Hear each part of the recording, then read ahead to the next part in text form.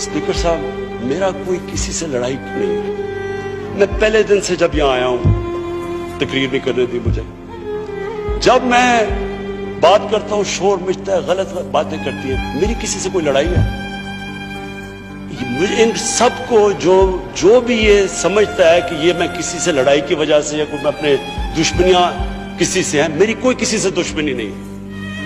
मैं आज आपके सामने कह रहा हूं कि अगर पाकिस्तान के अंदर हमारे मुल्क में अगर सही माने में अकाउंटेबिलिटी प्रोसेस ना चला, हम किसी सूरत इतना पैसा नहीं इकट्ठा कर सकते अपने बच्चों को तालीम देने के लिए, सेहत उनके इलाज करने के लिए, अस्पताल ठीक करने के लिए।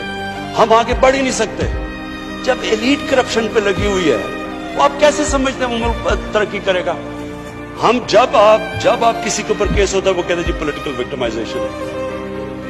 मुझे ये बताएं कि मेरे ऊपर पॉलिटिकल विक्टिमाइजेशन नहीं थी जब इन्होंने मेरे ऊपर 2002 का फ्लैट डिक्लेयर हुआ, मुझे इन्होंने सुप्रीम कोर्ट में 6 केसेस कर दिए। मेरे इलेक्शन कमीशन के अंदर मुझे सुप्रीम कोर्ट में 2 केसेस किए।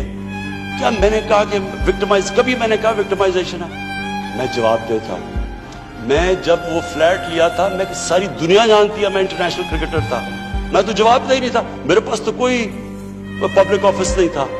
उसके बावजूद 10 महीने में स्पीकर साहब, जो मेरे से सुप्रीम कोर्ट ने जवाब मांगे मैंने दिए।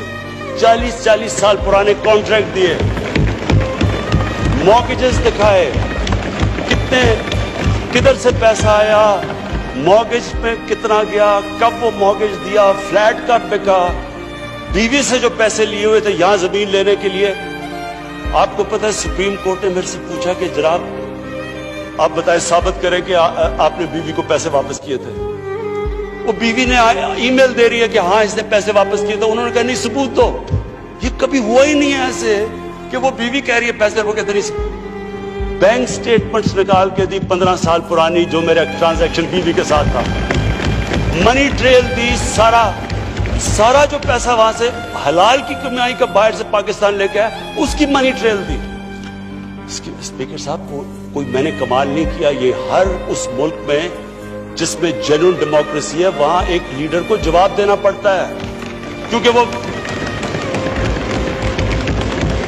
अमानतदार होता है, वो पब्लिक के पैसे का अमानतदार होता है। ये कोई विक्टिमाइजेशन नहीं है। और ये जो नैब है, ये हमने तो नहीं नैब बनाई, एक आदमी हमने भर्ती नहीं करवाया, नैब तो पुरानी है, 90% केसेस भी पुराने हैं, लेकिन गालियां हर रोज मुझे पड़ती हैं कि जनाब देखें इमरान खान ने ये कर दिया, वो कर दिया। देखिए स्पीकर साहब, मैं चाहता हूं कि हमारी पार्लियामेंट चले, मैं चाहता हूं कि डिबेट हो सही, क्योंकि डिबेट के बगैर आइडियाज तराशे नहीं जाते। डिबेट सबसे इंपॉर्टेंट चीज डेमोक्रेसी की अकाउंटेबिलिटी और मेरिट के बाद तीसरी चीज है वो डिबेट होती है। यहां डिबेट ही नहीं हो सकती। जब बात करो वो शुरू हो जाते हैं कि जी वो नैब न्याजी नेक्सस या कभी कुछ शुरू हो जाता है। यानी इस तरह तो देखे ना स्पीकर साहब, मैंने तो नहीं नैब बनाई। पॉइंट ये है कि क्या फंडामेंटल प्रिंसिपल ये है, क्या हमारे जो इक़्तिदार में लोग रहते हैं वो जवाब देना चाहते हैं अपनी वेल्थ का या नहीं देना चाहते? और अगर वो नहीं देना चाहते तो बाकी क्यों देंगे? आप जो कल्चर होता है वो ऊपर से सेट होता है। वो कहते हैं fish rots from the top. जब ऊपर से खराब होता है तो सारा माशरा नीचे तक तबाह हो जाता है। करप्शन का स्पीकर साहब नंबर 1 प्रॉब्लम ये होता है कि मुल्क में जो पैसा ह्यूमन डेवलपमेंट में जाना होता है वो लोगों की जेबों में चला जाता है। नंबर 2 प्रॉब्लम ये होता है क्योंकि चोरी का पैसा होता है वो मुल्क में नहीं आप रख सकते, वो आपको मुल्क से बाहर भेजना पड़ता है। तो मैं सिर्फ ये कंक्लूड करता हूँ स्पीकर साहब, मैं अपनी ऑपोजिशन से बड़े रिस्पेक्ट से कहना चाहता हूँ, मेरी कोई किसी से दुश्मनी नहीं है, ना मैं कुछ बदला लेना चाहता हूँ। मैं सिर्फ ये बिलीव करता हूँ कि हमारा मुल्क, अल्लाह ने इसको इतनी नेमतें दी हैं, अल्लाह ने इससे क्या क्या चीजें नहीं हमें दी, लेकिन जब तक इस मुल्क के अंदर रूल ऑफ लॉ मीन्स कि everyone is equal in front of law, जब तक रूल ऑफ लॉ और लीडरशिप की अकाउंटेबिलिटी नहीं होगी, हम भी वही सारे बनाना रिपब्लिक्स की तरह एक समुंदर होगा गरीबों का और थोड़े से अमीर लोग होंगे। शुक्रिया।